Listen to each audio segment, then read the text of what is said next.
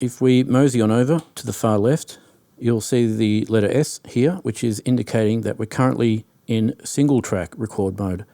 And if we toggle this option, we get the letter M. This puts the 2000 into multi-track record mode, which then gives you the ability to record multiple instruments across different channels and or ports all at the same time, which is great if you're jamming with some friends and you want to record everyone at the same time. And the way you set this up is really easy. Hit the open window button on the M to open the multi-track recording window, then browse down the left-hand side to see the corresponding incoming MIDI channel that your keyboard or whatever is transmitting on. Then what you do is you allocate the track that you want to capture that incoming MIDI, and then on the right you nominate the MIDI output channel and port for that particular keyboard that's expecting the note or data reception, and that's it. Further to that, MIDI tracks with an output status of off will not be recorded. So if you let that sink in for a moment, you'll come to terms with how powerful this is. You could probably get away with recording a dozen keyboards or more simultaneously. And I'm quite sure even the new range of MPCs can't do that, nor many DAWs for that matter. And they should, because any studio with several keyboards could do wonders with a feature like this. The thing with this feature is if you have the same track configured to receive multiple incoming MIDI channels, those incoming MIDI channels will be merged onto the one specified track. But you can choose any of the 64 tracks available from your sequence. So it's probably best to spread them out and use multiple tracks rather than just one track, but it's entirely up to you. There's also a cool trick if you want to trigger the MPC's internal drum programs from an external device, and you could potentially trigger all four of them simultaneously too, which is something the MPC can't even do on its own. All you need to do is allocate any of the drum programs across one or more tracks, depending on how many you want to record, then go into multi-recording and allocate those tracks to whichever incoming MIDI instrument you want them to receive from. And the trick is, as they don't need MIDI going out, you can just leave their output port to off because they're internal. Now you could potentially have some friends triggering the drum programs in this MPC from 4 other MPCs or some other kind of MIDI device for that matter.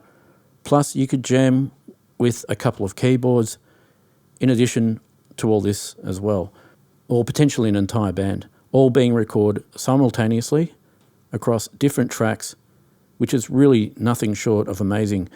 So let's give this a shot, as seeing is believing.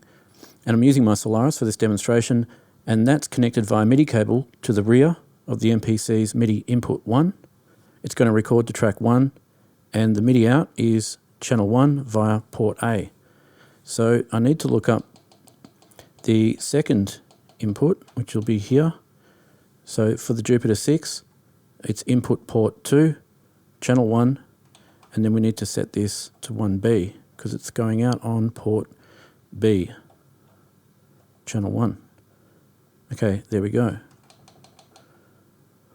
So if we scroll to the top, yep, you can see the track configuration there. That's all great. So now I'll close that, and I might turn on the wait for key function. So when I walk away from the MPC, I can hit a note that will trigger the count in.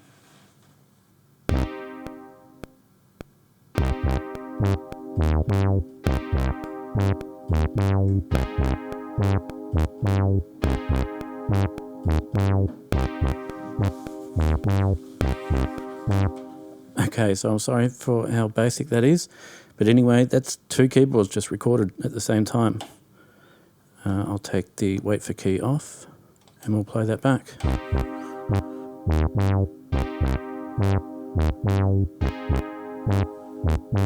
Anyway, there you have it. And just so we've got some full closure on this little multi-track mode, if I jump back in there for a second, you have these curious looking 1X and 2X channels there too. And those are dedicated MIDI system exclusive channels for each port. So you could potentially record patch data or possibly some other type of system configuration data for each particular port. exclusively without using up a regular channel. So once you're done using multi-track record mode, make sure you toggle back to single mode, because the channel routing from multi-mode will override the individual tracks' send and receive channels. Anyway, I hope that's helped you out. If it has, hit the like button, subscribe, ding the bell, and check out the channel for more walkthroughs just like this one. And there's also a TONELAB Instagram and Facebook page you can check out too. So check the description area below for details. Thanks for watching, and bye for now.